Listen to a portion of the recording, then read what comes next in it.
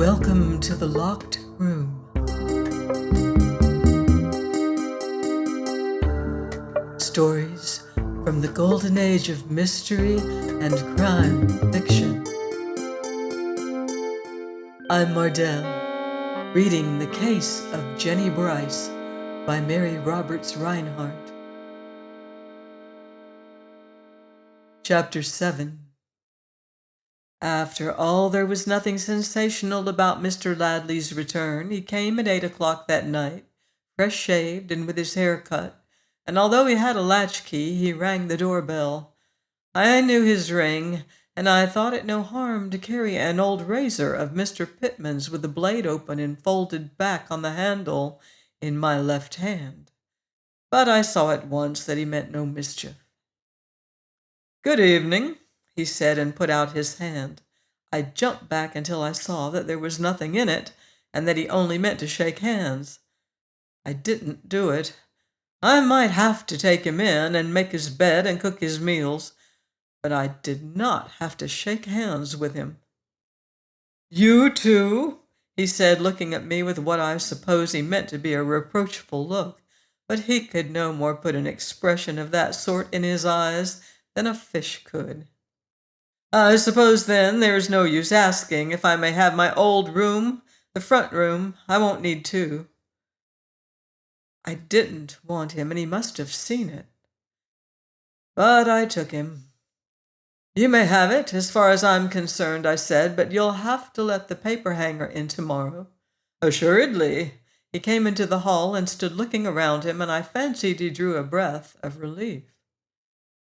"It isn't much yet," he said, "but it's better to look at than 6 feet of muddy water." "Or than stone walls," I said. He looked at me and smiled. "Or than stone walls," he repeated, bowing, and went into his room. So I had him again, and if I gave him only the dull knives and locked up the bread knife the moment I had finished with it, who can blame me? I took all the precaution I could think of. Had Terry put an extra bolt on every door, and hid the rat poison and the carbolic acid in the cellar? Peter would not go near him.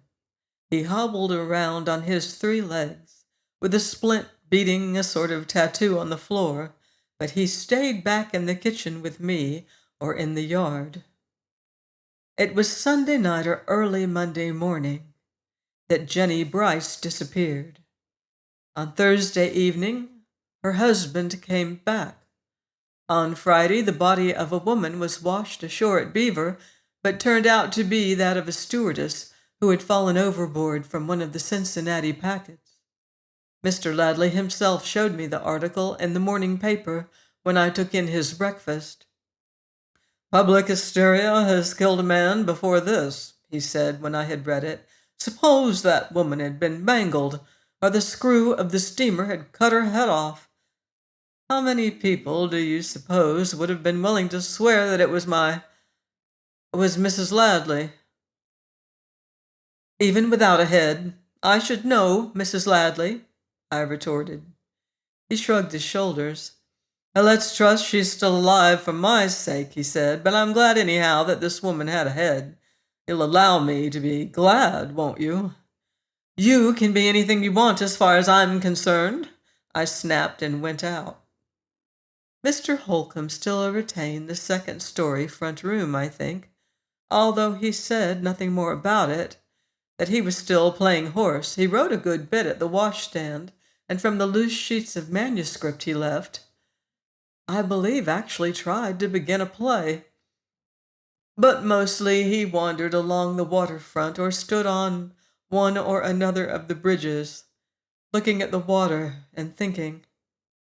It is certain that he tried to keep in the part by smoking cigarettes, but he hated them, and usually ended by throwing the cigarette away and lighting an old pipe he carried. On that Thursday evening he came home and sat down to supper with Mr. Reynolds.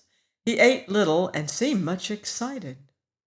The talk ran on crime, as it always did when he was around, and Mr. Holcomb quoted Spencer a great deal.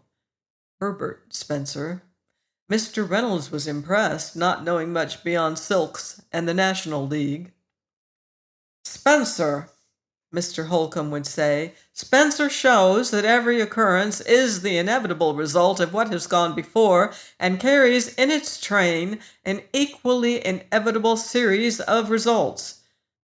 Try to interrupt this chain in the smallest degree, and what follows? Chaos, my dear sir, chaos. We see that at the store, Mr. Reynolds would say. Custom a lot of women to a silk sale on Fridays and then make it toothbrushes. That's chaos, all right. Well, Mr. Holcomb came in that night about 10 o'clock, and I told him Ladley was back. He was almost wild with excitement, wanted to have the back parlor so he could watch him through the keyhole, and was terribly upset when I told him that there was no keyhole, that the door fastened with a thumb bolt. On learning that the room was to be papered the next morning, he grew calmer, however, and got the paper hanger's address from me. He went out just after that. Friday, as I say, was very quiet. Mr. Ladley moved to the back parlor to let the paper hanger in the front room, smoked and fussed with his papers all day, and Mr. Holcomb stayed in his room, which was unusual. In the afternoon, Molly Maguire put on the striped fur coat and went out, going slowly past the house so that I would be sure to see her. Beyond banging the window down, I gave her no satisfaction. At 4 o'clock, Mr. Holcomb came to my kitchen, rubbing his hands together. He had a pasteboard tube in his hand, about a foot long, with an arrangement of small mirrors in it. He said it was modeled after the something or other that is used on a submarine, and that he and the paper hanger had fixed a place for it between his floor and the ceiling of Mr. Ladley's room, so that the chandelier would hide it from below.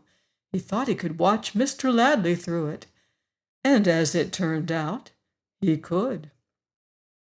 I want to find his weak moment, he said excitedly. I want to know what he does when the door is closed and he can take off his mask, and I want to know if he sleeps with a light. If he does, I replied, I hope you'll let me know, Mr. Holcomb. The gas bills are a horror to me as it is. I think he kept it on all last night. I turned off all the other lights and went to the cellar. The meter was going around.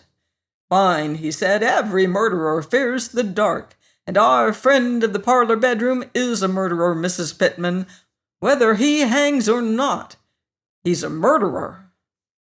The mirror affair, which Mr. Holcomb called a periscope, was put in that day and worked amazingly well.